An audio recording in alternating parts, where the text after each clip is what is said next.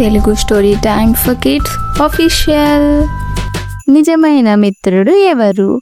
మీకు నిజమైన స్నేహితుడు ఎవరో ఈ కథ చెప్తుంది. మిస్ అవ్వద్దు పిల్లలు. అనగనగా ఒక చిన్న గ్రామంలో ఇద్దరు మంచి స్నేహితులు ఉండేవారు, రాము మరియు శ్యాము. వాళ్ళు నిత్యం కలిసి ఆడుకునేవారు, కలిసి స్కూల్కి వెళ్ళేవారు. ఒకరోజు వారిద్దరూ సమీప అటవీ మార్గం గుండా ప్రయాణించాలనుకున్నారు.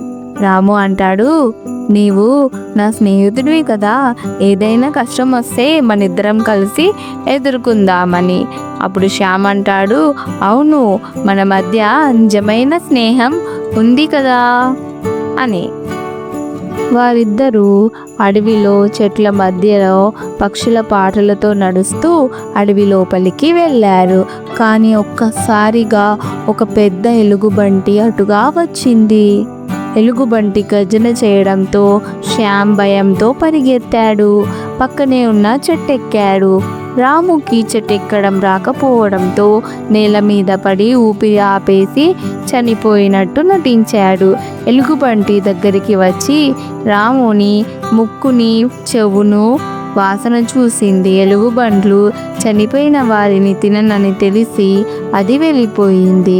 అక్కడ ఒకడు భయంతో పారిపోయాడు, మరొకడు ధైర్యంగా ప్రవర్తించాడు. ఎలుగుబంటి వెళ్ళిపోయాక చెట్టెక్కిన శ్యాము కిందికి వచ్చాడు. శ్యామ్ అంటాడు రాముతో, రాము, ఆ ఎలుగుబంటి నీ చెవిలో ఏం చెప్పింది అని.